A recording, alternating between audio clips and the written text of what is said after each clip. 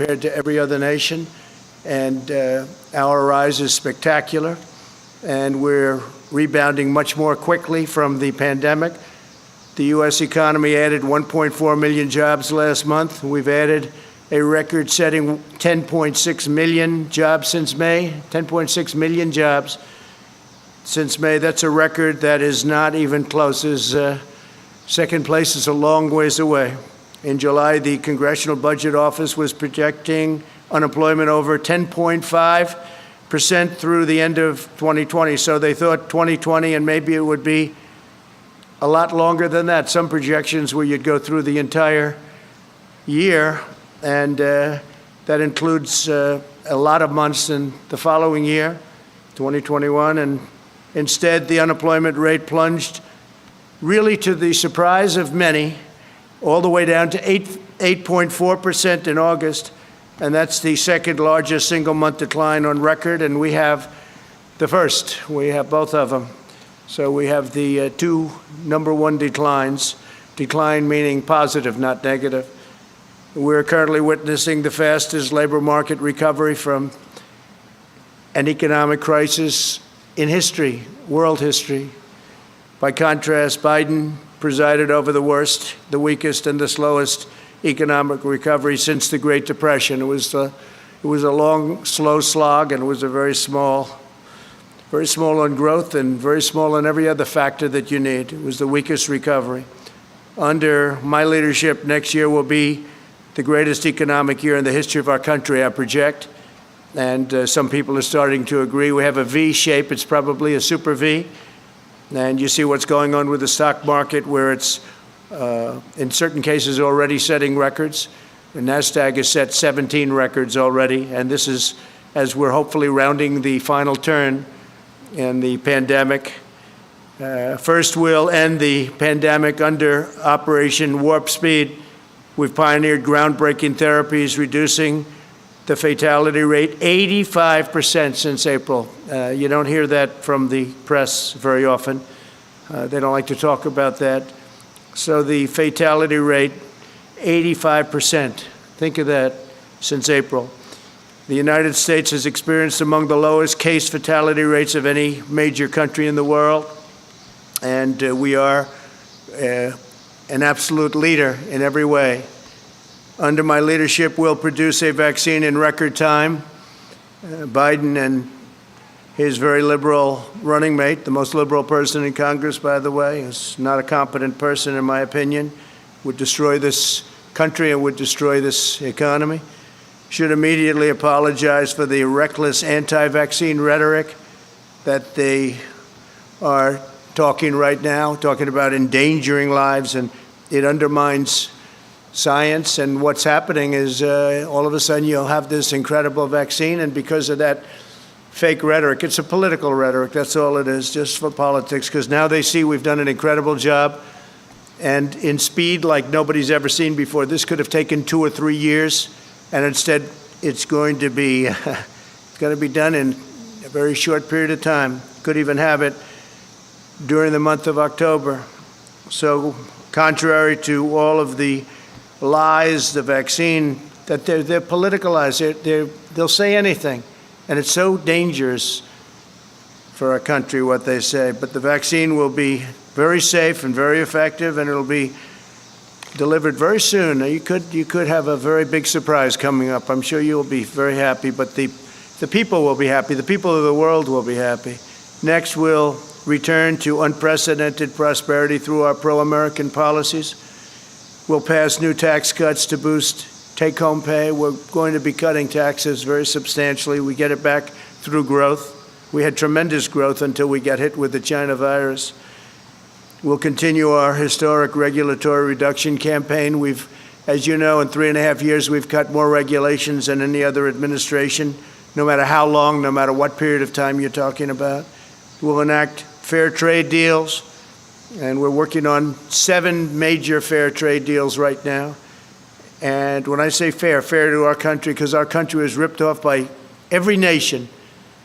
Friend, foe, didn't matter. Every nation was ripping us off at a level that it's just unbelievable, to be honest. We're going to be expanding opportunity zones, and we will keep that going. It's been a tremendous program. I want to thank Senator Scott, South Carolina, for coming up with that whole concept, because he came up and I liked it right away, and it's really turned out to be a tremendous thing, especially for African Americans, Hispanic Americans. We'll continue to unleash American energy. We're #1 in the world, and we're totally energy independent right now. And in 2021, we'll create 10 million jobs at least in the first 10 months. Joe Biden, the radical socialist Democrats, would immediately collapse the economy. If they got in, they would collapse it. You'll have a crash the likes of which you've never seen before. Your stocks, your 401ks. Remember, it's the people that own these massive listed companies. A lot of people, rich people and not so rich people and middle income people, and those stocks will crash like you've never seen before. The Biden plan begins with a $4 trillion tax hike, and that will end everything, including growth. There won't be growth. There'll be total contraction. Biden's also pledged to demolish the U.S. energy industry and implement the same policies causing blackouts in California. He wants to have things lit up with wind. He'll have to talk to China, Russia, India, and lots of other countries, because they're not doing that. And if they're not doing it, it puts us at a tremendous economic disadvantage, and it doesn't work. You take a look at the blackouts in California. It's really rather amazing what's going on there. They've tried to go, and that's just with a small portion going that route. That doesn't work, and it can't fire up our big plants. If we're going to have this great industry that we've created, it can't fire up our big plants. Biden's plan for the China virus is to shut down the entire U.S. economy. He's going to totally rely on somebody to walk up. Yes, sir, it's time to shut it down. He'd be laying off tens of millions of workers and causing countless deaths from suicide, substance abuse, depression, heart disease, and other very serious illnesses. Because when you do a shutdown, there's a problem on the other side. It's not just from the virus. You have a big problem with suicides, with losing your jobs, with all sorts of things. You just take a look. Depression is a massive problem, and what happens is they turn to substance abuse, alcohol, drugs. So we can't do that. And then we'd have to give up all the gains that I've been talking about over the last 3 months. What we have done is incredible. We're setting records all over the world. No matter where you go, nobody has done what we've been able to do. So we're setting records in jobs. We're setting records in numbers. And you're going to see some very big numbers. Third quarter numbers are coming out right before a very special day, November 3rd. So you have the numbers coming out. And they're, I think, going to be fantastic. I think they're going to be fantastic. The best numbers of all, if somebody doesn't come along and raise taxes, double, triple, quadruple your taxes, will be the numbers from next year. But you're going to have a good third quarter number coming out. And I think it's going to be hard for even the media to disparage that number. Biden wants to surrender our country to the virus. He wants to surrender our families to the violent left-wing mob. And he wants to surrender our jobs to China, our jobs and our economic well-being. I've taken in billions and billions of dollars from China. No other president's done what I've done. I've given much of it to the farmers. I've given it to farmers and manufacturers, but I've given most of it to the U.S. Treasury. Nobody's done that. We haven't taken in 10 cents from China ever. They targeted our farmers, and I targeted them. And I gave $28 billion to our farmers. Our farmers wouldn't be existent right now. Right now, they're very happy. In fact, they're setting records on purchases. China is purchasing more corn than they've ever done. Record purchase of corn and soybeans, beef, because they know I'm not happy with them. They know I'm not happy at all. And frankly, I don't want to set the world necessarily to thinking too much about it right now, but there's been no country anywhere at any time that's ripped us off like China has. We lose billions and billions of dollars for years and years, decades. We've lost billions and billions and billions of dollars by dealing with China. We get nothing from China. They get nothing other than loss, other than giving our money, and they take that money and they build their military, and you see they're building up a powerful military. And it's very lucky that I've been building ours up, because otherwise we'd be dwarfed right now by China. It would be a terrible thing, a terrible thing. We're way ahead on the nuclear front. We've upgraded our nuclear. Hope to God we never have to use it. But we would be in a position that we are not in right now. But China is spending the money we give them to build up their military. So when you mention the word decouple, it's an interesting word. So we lose billions of dollars, and if we didn't do business with them, we wouldn't lose billions of dollars. It's called decoupling, so you'll start thinking about it. You'll start thinking. They take our money and they spend it on building airplanes and building ships and building rockets and missiles. And Biden has been just a pawn for them. He's been so easy. They dream about Biden. There was a report today that they hope that Joe Biden becomes president. If Joe Biden becomes president, China will own the United States, and every other country will be smiling also. They'll be smiling. When reports come out that certain countries don't really like me too much, that's not because of my personality, although it could be that also, frankly. It's because of the fact that I've been very tough on countries that have been ripping us off for so many years. If you look at NATO, with the exception of 8 countries, we're one of them. Every country is way behind. They're delinquent, especially Germany, in paying their NATO bills. That means we end up paying it, and we're not doing it. I told them, we're not doing it. And they've increased their spending now, $130 billion, going up to $400 billion a year. It's all because of me. Then you hear the country doesn't like me. I mean, I can understand that, because President Obama and other presidents, in all fairness, would go in there and they'd make a speech and they'd leave. I went in there, I looked, and I said, this is unfair. We're paying for NATO. We're paying for NATO, almost all of it. So they rip us off on the military, and then they rip us off with the European Union on trade. And Biden doesn't have a clue. You know he doesn't have a clue. Everybody knows he doesn't have a clue. In prime time, he wasn't good. And now it's not prime time.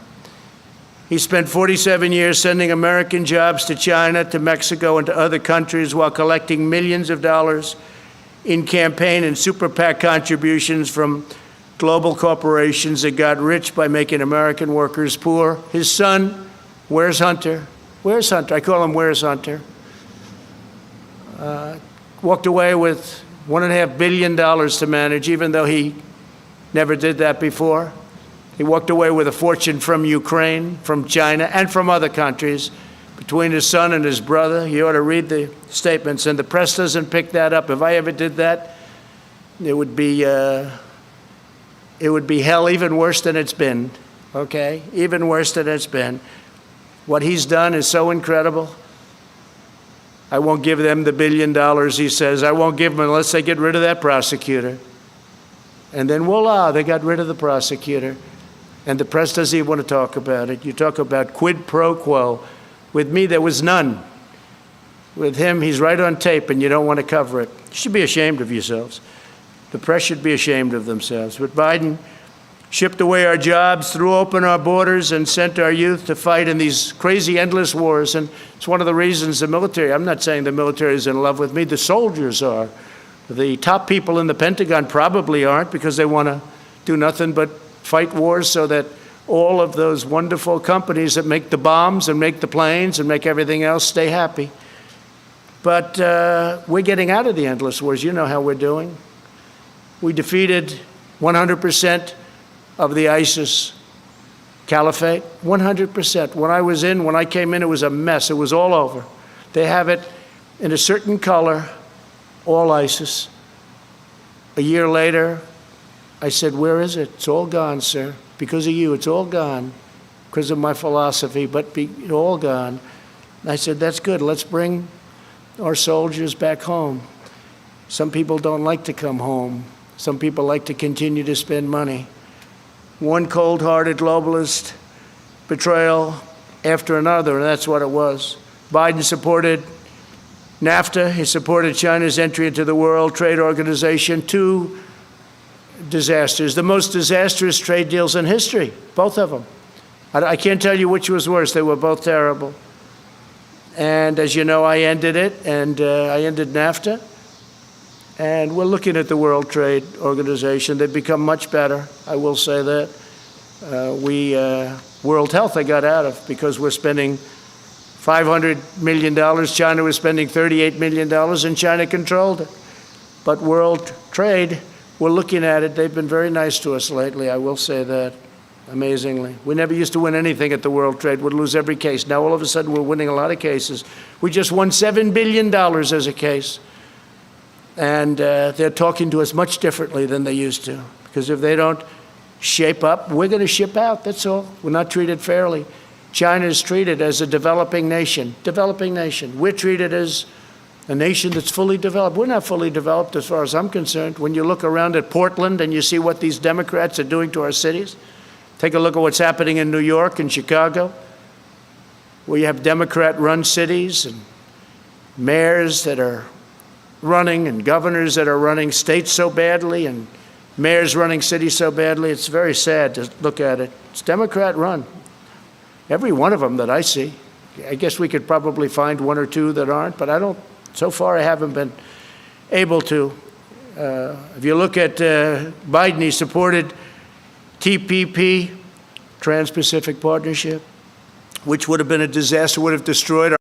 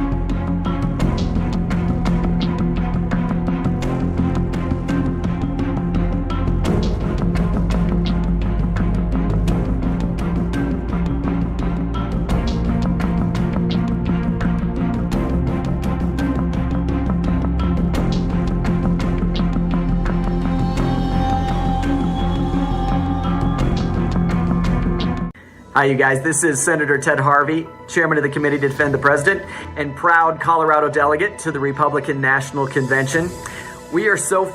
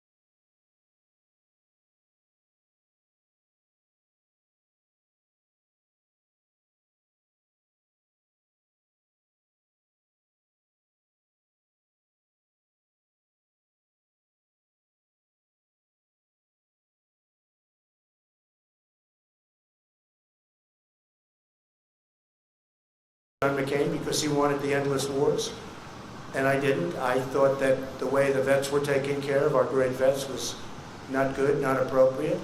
And of course, he took the fake dirty dossier and gave it over to the FBI. So this is not somebody I'm supposed to say, what a wonderful guy.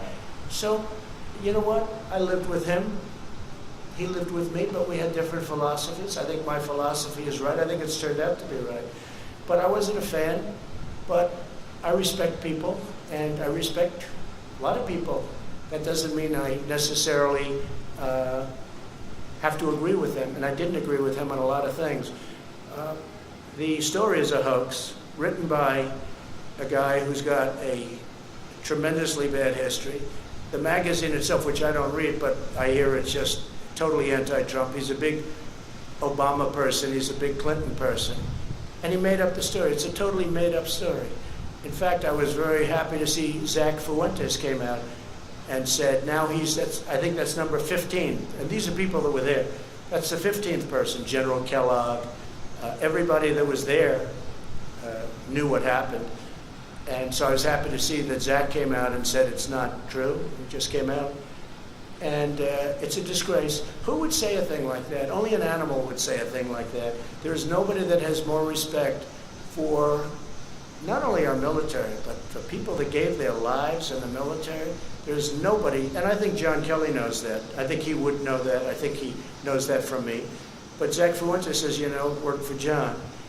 And I think they both know that. But Zach came out, as you know, today or yesterday, last night, and said very strongly that he didn't hear anything like that. Even John Bolton came out and said that was untrue. Now, what was true is that we had the worst weather. I think it was as bad a rain as I've just about ever seen. And it was a fog. You literally couldn't see. I walked out. I didn't need somebody to tell me. I walked out. I said, there's no way we can take helicopters in this. I understand helicopters very well. And they said, no, sir, that's been canceled. They would have had to go, Secret Service, I have the whole list. They would have had to go through a very, very busy section during the day of Paris. They would have had to go through the city. The Paris police were asking us, please don't do it, because they're not ready. When you do that, you need a lot of time. They take days and days and days to prepare for that. I wanted to do it very badly. I was willing to sit in the car for 2 hours, 3 hours, 4 hours. I didn't care. It didn't matter. And I had nothing else to do. I went there for that. I had nothing else to do. It was ended because of the terrible weather, and nobody was prepared to go through, in terms of Paris, the police, the military, and the Secret Service. And they came out very strongly and said, sir, we can't allow you to make this trip. If I wanted to, sir, we can't allow you from a safety standpoint. It was a phony story, just like the dirty dossier, the fake dirty dossier, just like the Russia collusion, just like all of the other phony stories. And there'll be more phony stories. But I do appreciate Zach coming out. But Zach now is the 15th person that's denied it. Zach now, I think, also talked about the weather aspect of it, and he's probably the 14th or 15th person that blamed it on weather. So that's enough of that. Yes, please. Thank you. We're seeing judges, most recently in Detroit, limit police ability to use non-lethal force. My first question would be, should the police be allowed to use non-lethal force to quell the violence in their city? We're talking about where non-lethal force?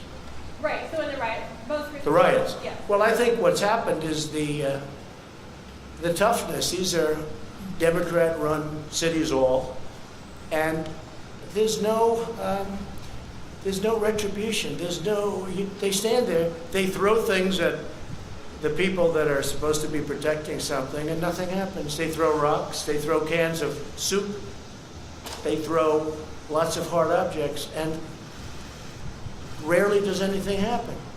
But I've told, when we have the federal in there, as you know, I told the U.S. Marshals to go get the man who killed another man, and they know who it was, and you have to arrest him. You have to arrest him. After 2.5 days, they didn't arrest him.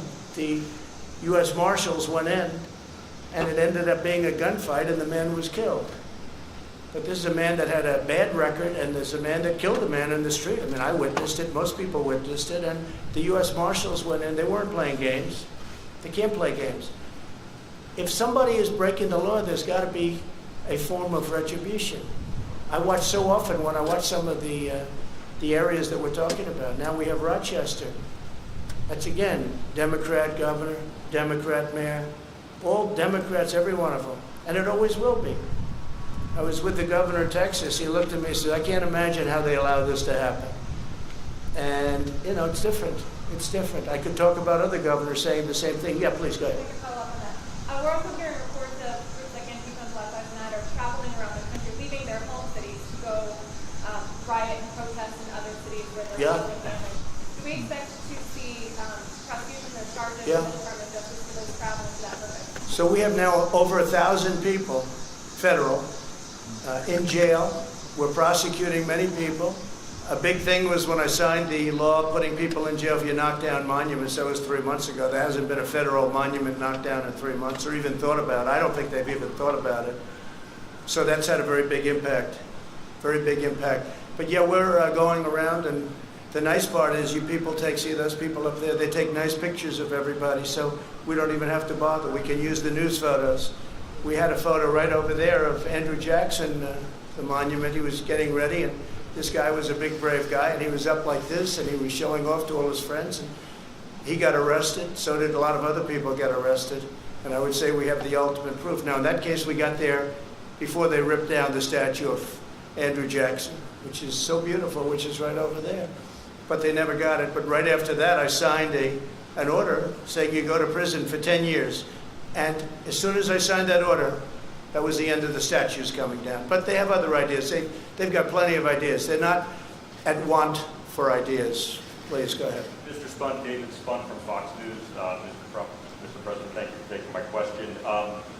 Sir, you talked a lot about the economy and touted the economy. 3 weeks ago in Bedminster, I asked you specifically why you have not called Democratic leadership to the White House to meet with them.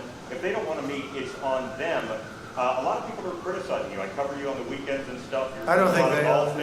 Why have you not met with them in Yeah. person? I mean, we're in September. There's no deal. There's no hope of a deal. We're 2 months out from the election. Don't say there's no hope. Why do you say there's no What can you hope? say? What do you know? Well, what can you say? What do you know? It doesn't seem like. And let me just tell you, I know my customers. That's what I do. I know Pelosi. I know Schumer very well. They don't want to make a deal because they think it's good for politics if they don't make a deal. This has nothing to do with anything other than you have to know who you're dealing with. I do. These are people that I don't have a lot of respect. I don't think they have a lot of respect for the American people. And I know who I'm dealing with. And I don't need to meet with them to be turned down. They don't want to make a deal because they know that's good for the economy. And if they make a deal that's good for the economy, and therefore it's good for me for the election in November 3rd, and therefore they're not going to make a deal. Now, if we gave the store away, if we bailed out all of their Democrat-run cities where we give them $1 trillion, which is the kind of money they want $1 trillion to bail out badly run Democrat cities and states, whether it's New York or Illinois or others, they want to bail them out. And we're saying, well, we're not going to pay that kind of a price in order to bail the city. We'll do something to help cities, but that's going to have to rest on its own. And why didn't you do this at the beginning? Because they could have done it at the beginning. So I know who I'm dealing with. And I'm on the phone with Mnuchin and with Meadows and with all of these people constantly, while they're there. But I also know when it's time to meet with people. I've done very well with deals, okay? That's what I do. And I know when it's time to meet. But I don't have to meet them in order to be turned down and in order for them to walk out to the sticks, which is the microphones, and give you people a false report of what just took place in the Oval Office. So they don't want to make a deal because they think that if the country does as badly as possible, even though a lot of people are being hurt, that's good for the Democrats. But David, that's a bad thing. Yeah, please go But as ahead. president, shouldn't you take the high road, sir? I am taking the high road. I'm taking the high road by not seeing them. That's the high road. Yeah. And you, Mr. President, David. And if I thought it made a difference or would make a difference, I'd do it in a minute. Yeah, go ahead. David Jackson, USA Today. My question is about the Durham report that you have talked about recently. So let's see what happens. Now, you've accused people of committing crimes against you during the Russian investigation. Yeah, President sure. Obama- They spied on my campaign, that's right. My question. They spied on my campaign, and if they were Democrats, they would have been in jail 2 years ago. They would have been in jail literally, if this side were the Democrat side, they would have been in jail 2 years ago for 50-year terms for treason and other things. Excuse me, my question is, do you want the Justice Department to indict people over this? I'm not going to say that. I have to see the report. I haven't seen it. I purposely, I don't know if that was a good thing, smart thing, I don't know. But nobody can complain about it. I have every right to have been very much involved. And maybe someday I'll get involved in it. They spied on my campaign, and that includes Biden and Obama. They spied on my campaign trying to defeat me. They wrote up a fake dossier that has proven to be totally fake, written by Christopher Steele, paid for by Hillary Clinton and the Democrats. And they used that illegally in the FISA courts. If we did what they did, you would have many people in jail right now. And you have, other than the one agent that admitted his guilt, that he forged documents, we don't have that yet. But the report hasn't been issued yet. Let's see what happens. But let me just say something. President Obama and Biden, Sleepy Joe, he knew everything that was happening. They were spying on my campaign and they got caught. Now let's see what happens. But if this were the opposite way, people would have been jailed. They would have been in jail already for a period of at least, it would have started 2 years ago, and it would have been for 50 years for treason. Because you can't do that. That's never, and nothing like that's ever happened before. Then they created, at tremendous expense, the money they paid is tremendous. I'm sure you know the money that was paid. Millions of dollars. They created a fake dossier. A fake dossier, proven to be now fake. Everyone, and they used it in the FISA courts. That's a crime. So far, I haven't seen anybody have a problem, but the report hasn't been issued yet. Let's see what happens with the Durham report. But this started at Obama. And some people would say, and some people, well, but he was the president, like, let's leave him alone. If it were me, they wouldn't be leaving me alone, I can tell you. It's a totally double standard, and it's a disgrace.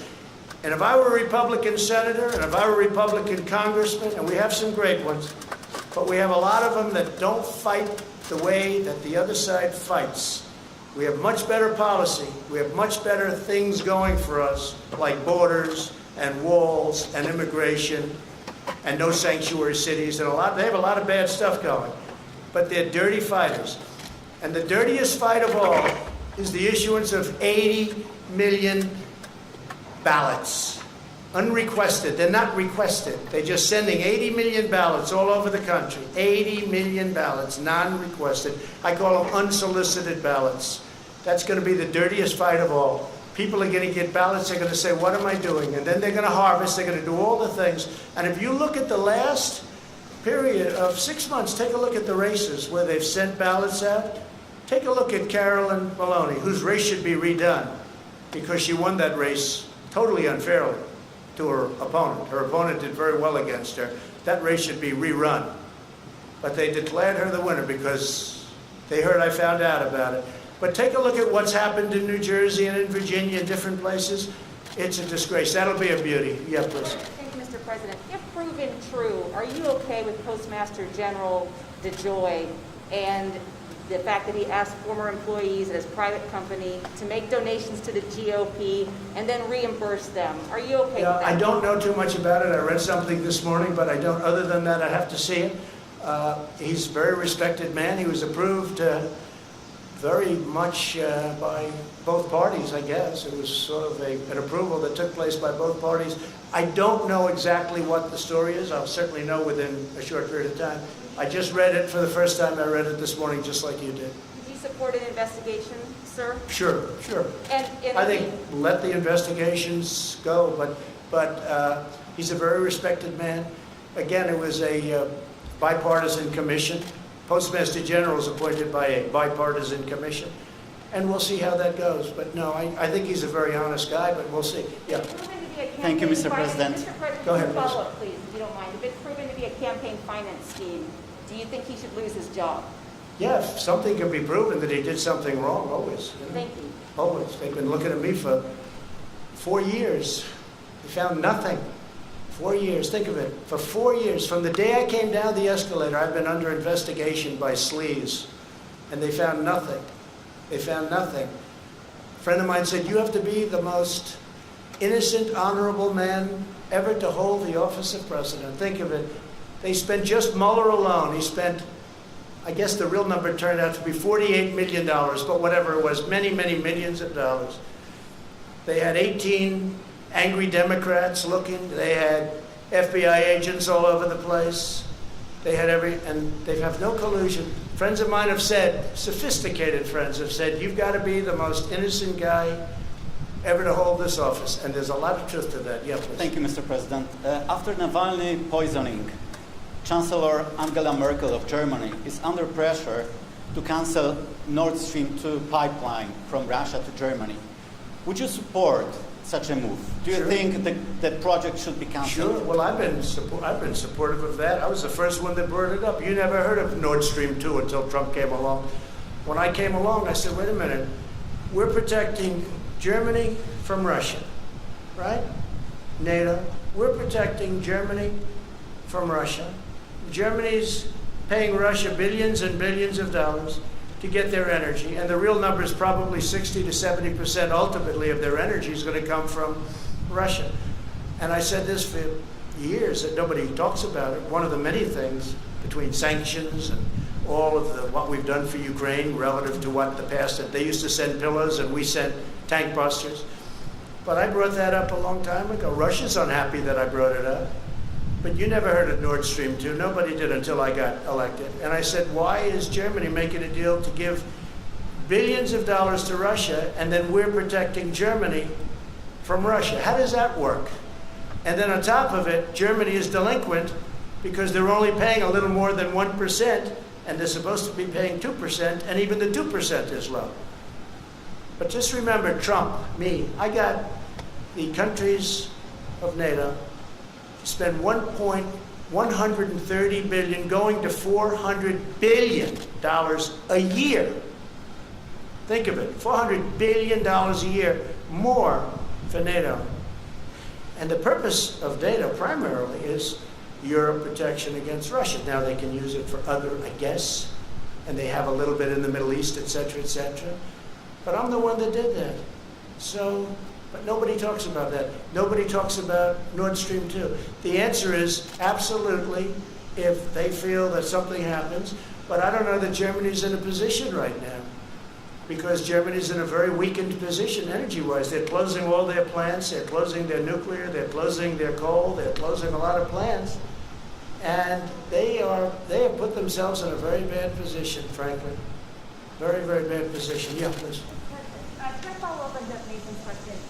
Have you asked John Kelly to publicly refute the Atlantic, and then you can ask him? No, I have nothing against John. I have nothing against anybody, no. I was very heartened to see that a friend of his, because I know Zach is a friend of his and worked for him, I was very heartened to see that Zach Fuentes came out with the statement that he did, I guess, late last night, that it was not true. Can I ask another question?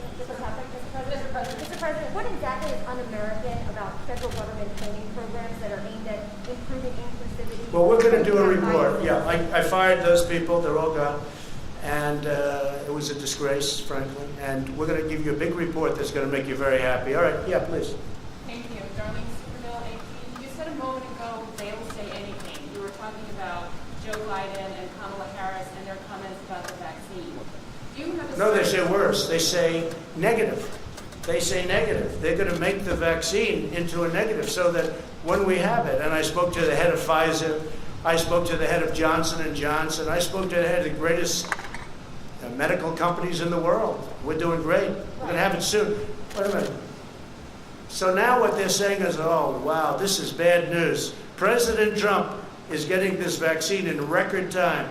By the way, if this were the Obama administration, you wouldn't have that vaccine for 3 years, and you probably wouldn't have it at all. So we're going to have a vaccine very soon, maybe even before a very special date. You know what date I'm talking about? Let me just tell you, wait.